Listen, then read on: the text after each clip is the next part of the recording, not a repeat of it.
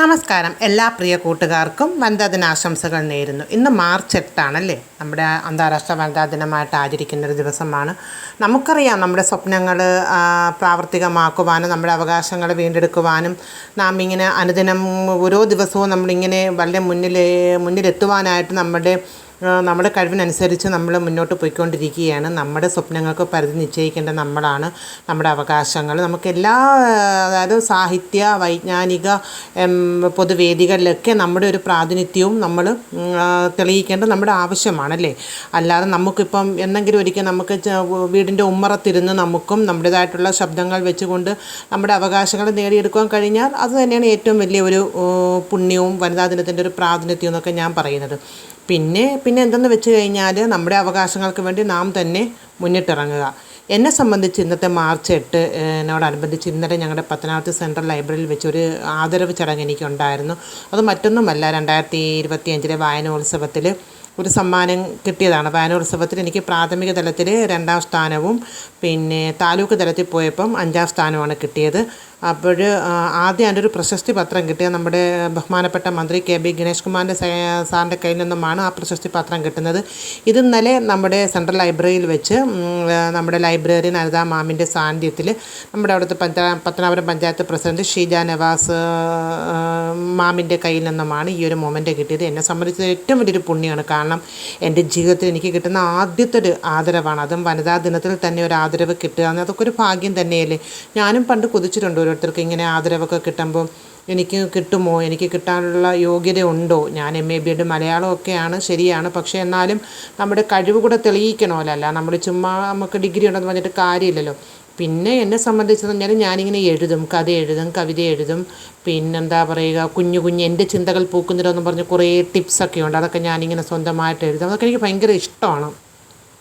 എൻ്റെ ഫോട്ടോ വെച്ച് എഡിറ്റ് ചെയ്ത് കുഞ്ഞു എൻ്റേതായിട്ടുള്ള ആശയങ്ങളൊക്കെ എഴുതുക, അതിങ്ങനെ മീഡിയയിലൊക്കെ പബ്ലിഷ് ചെയ്യുക, അതൊക്കെ വലിയൊരു സന്തോഷമാണ്. പിന്നെ വായന എനിക്ക് ഏറ്റവും വലിയ ഇഷ്ടമാണ്. ഞാൻ വിചാരിച്ച് വായനോത്സവം എന്ന് പറയുമ്പം വായിക്കുന്നതായിരിക്കും. അങ്ങനെയല്ല, അത് നമ്മൾ പുസ്തകങ്ങൾ പഠിക്കുന്ന പോലെ തന്നെ അത് വായിച്ച് മനസ്സിലാക്കി അതിൽ നിന്ന് ക്വസ്റ്റ്യൻസ് ഉണ്ടാവും. അങ്ങനെയാണ്.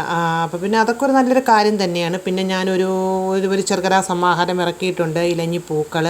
ഇനി അടുത്തതൊരു മുത്തശ്ശി കഥകളും നോവലിലെയും 2 നോവലിലെ എഴുതി വെച്ചിട്ടുണ്ട്. പിന്നെ മുത്തശ്ശി കഥകൾ അതും ഏറെ താമസിയാതെ പ്രസിദ്ധീകരിക്കണമെന്നൊക്കെയാണ് എൻ്റെ ആഗ്രഹം. അപ്പോൾ ഞാനും ഒരു വനിതയാണെങ്കിലും എൻ്റെ സ്വപ്നങ്ങൾ എനിക്കങ്ങനെ വലുതായിട്ട് ഇങ്ങനെ പറക്കാൻ പറ്റിയില്ല എങ്കിലും ഉള്ളിടത്ത് നിന്ന് ഞാനും എൻ്റെ ചിറകുകൾ വിടർത്തി മുന്നോട്ട് പോകുന്നു.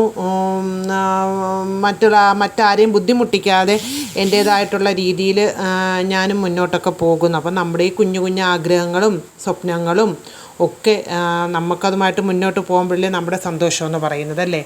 അതുപോലെയാണ് ഓരോ വനിതകളുടെയും. അത് നമുക്ക് വേണ്ടുന്ന ആവശ്യങ്ങൾ നാം തന്നെ മുൻകൈ എടുക്കണം. അല്ലാതെ ആരും എപ്പോഴും നമ്മളെ കൈപിടിച്ച് ഉയർത്തണമെന്നൊന്നുമില്ല.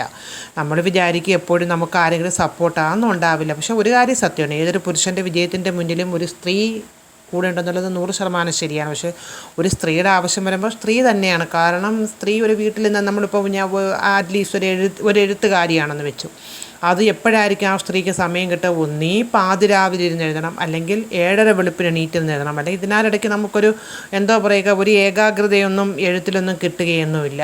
അപ്പോൾ പിന്നെ മാത്രവുമല്ല, നമ്മുടെ സാഹിത്യ മേഖലയിലായാലും മറ്റ് പിന്നെ പഠന മികവിലായാലും വൈജ്ഞാനിക അക്കാദമി തലത്തിലൊക്കെ ആയാലും നമ്മുടെ സ്ത്രീകളുടെ പ്രാതിനിധ്യം തെളിയിക്കേണ്ടത് അത്യാവശ്യമാണ്. എനിക്ക് തോന്നുന്നു ഒരു വനിതാ മുഖ്യമന്ത്രിയോ അങ്ങനെയൊക്കെ ഉള്ള ഒരു പദവി ഇനിയും എത്തേണ്ടിയിരിക്കുന്നു.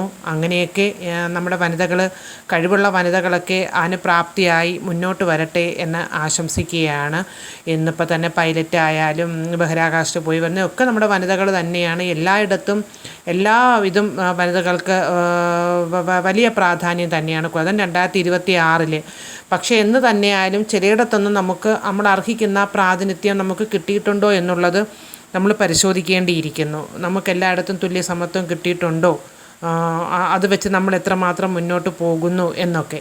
പിന്നെ ഏറ്റവും വലിയതെന്ന് വെച്ചാൽ നമുക്കൊരു ലക്ഷ്യമുണ്ടെങ്കിൽ ആ ലക്ഷ്യം നമ്മൾ മുതലാക്കിക്കൊണ്ട് മുന്നോട്ട് പോവുകയാണെങ്കിൽ, പൗലോ കൊയ്ലോ പറയുന്നത് പോലെ, ആൽക്കെമിസ്റ്റ് പറയുന്നത് പോലെ, ഒരു ലക്ഷ്യവുമായിട്ട് നമ്മൾ മുന്നിട്ട് നീങ്ങിയാൽ ഈ പ്രപഞ്ചം തന്നെ നമ്മുടെ കൂടെ ഉണ്ടാവും. അത് സത്യം തന്നെയാണ്.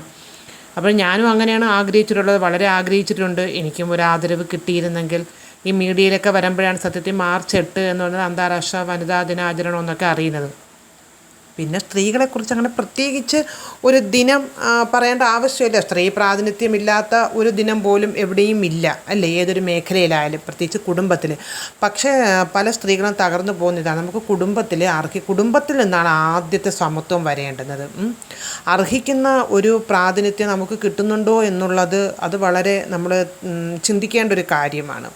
ഇപ്പോൾ നമ്മൾ വീട്ടിൽ ഓടി വന്നോ, നമ്മൾ എന്താ പറയുക, ഒരു ഓഫീസിലോ അല്ലെങ്കിൽ സ്കൂളിലോ എവിടെയെങ്കിലും, അല്ലെങ്കിൽ എവിടെ തൊഴിലിടങ്ങളിൽ നിന്നും അല്ലെങ്കിൽ പുറത്തുനിന്ന് ഓടി വരുമ്പം ഒരു വീട്ടമ്മ ഒരു സ്ത്രീ ഇരുന്നിട്ട്, നീ ഇത്രയും ക്ഷീണിച്ചു അല്ലേ, നീ ഇരിക്കും, നിനക്ക് ഞങ്ങളൊരു കപ്പ് കാപ്പി ഇട്ടുകൊണ്ട് തരട്ടെ എന്ന് പറഞ്ഞ് നമ്മളെ സ്വീകരിച്ച് ആനയിക്കുക. അതൊക്കെ തന്നെയാണ് നമുക്കും ഒരു സന്തോഷം.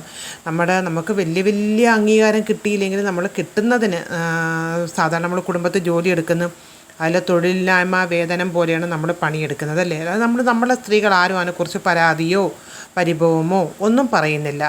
പക്ഷേ അങ്ങനെ വരുമ്പോൾ, അത്രയും നമ്മൾ കുടുംബത്തിന് വേണ്ടി കഷ്ടപ്പെടുമ്പോൾ, അവിടെ നിന്നുകൊണ്ട് നമുക്ക് ഒരു സന്തോഷം, ഒരു ചേർത്ത് പിടിക്കൽ ഒക്കെ കിട്ടിക്കഴിഞ്ഞാൽ നമുക്കതൊക്കെ മതി. സ്ത്രീകളെ സംബന്ധിച്ച് അത് തന്നെയാണ് ഏറ്റവും വലിയ കാര്യം. ഒന്ന് ചേർത്ത് പിടിക്കുക, നമ്മളെ ഒന്ന് മനസ്സിലാക്കുക, അതൊക്കെ തന്നെയാണ് ഏറ്റവും വലിയ കാര്യം. അപ്പോഴൊന്ന് പറഞ്ഞു വരുന്ന മറ്റൊന്നുമല്ല, എല്ലാവരും അവരുടേതായിട്ടുള്ള സന്തോഷങ്ങളും സുഖങ്ങളും ഒക്കെ കണ്ടെത്തി മുന്നോട്ട് പോവുക. എല്ലാ ദിവസവും നമ്മുടേതായിട്ടുള്ള ദിനമാണെന്ന് കണ്ട് എല്ലാ പെൺമക്കൾക്കും പെൺകുട്ടികൾക്കും ഒക്കെ, അല്ലേ, അവരിപ്പോൾ നമ്മൾ കല്യാണം കഴിച്ച് വിട്ട് കഴിഞ്ഞാലും ഭർതൃഗൃഹത്തിൽ പോയി കഴിഞ്ഞാൽ നമ്മൾ ഒരിക്കലും ചിന്തിക്കും നമ്മുടെ ബാധ്യത കഴിഞ്ഞു, ഇനി അവിടെയാണ്. അങ്ങനെയല്ല, നമ്മുടെ മക്കളെ നമ്മൾ കരുതണം. നമ്മുടെ മരണം വരെയും നമ്മുടെ കുട്ടികളെയും കാത്തുരക്ഷിക്കുക. അങ്ങനെയൊക്കെ വരുമ്പോൾ അതെല്ലാം ഏറ്റവും നല്ലത് തന്നെയാണ് എനിക്ക് പറയാനുള്ളത്. പിന്നെ കൂടുതൽ പറയാമെന്ന് പറഞ്ഞാൽ എന്താ പറയുക, എല്ലാവരും സന്തോഷമായിട്ടിരിക്കുക, അത്ര തന്നെ.